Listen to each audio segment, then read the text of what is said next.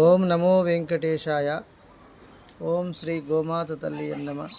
ఓం నమ శివాయ నమ శివాయ. ఓం నమో నారాయణాయ నమ. ఓం శ్రీమాత్రే నమ.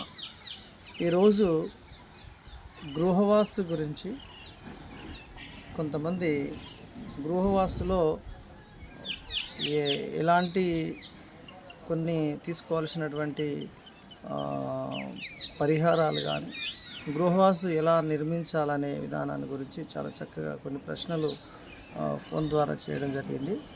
వాళ్ళ కోసం ఈరోజు ఈ వీడియో చేయడం అనేది జరుగుతుంది.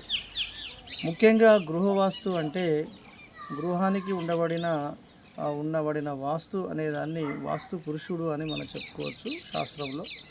అంటే గృహానికి ఏ విధానం కట్టుకోవాలి ఇల్లు అంటే ఉత్తరకాంటకు మనం ఇల్లు నిర్మించుకోవడం వల్ల ఆ గృహంలో చాలా సౌఖ్యాలు కలిగి ఉంటాయి.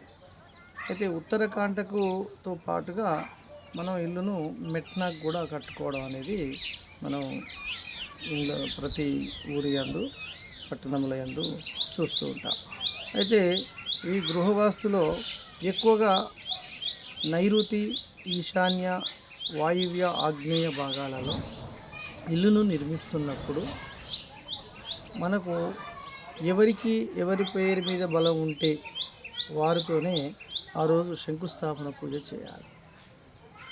అంటే ఆ పేరు ఎలా చూడాలి అంటే మొదటగా ఏ ఊరిలోనైతే నువ్వు ఇల్లు నిర్మించదలుచుకుంటున్నావో ఆ ఊరిలో ఆ ఊరికి ఒక నామస్థానం, అంటే ఆ ఊరికి పేరు, దానికి నక్షత్రము, రాశి ఇవన్నీ చూడాల్సి వస్తుంది.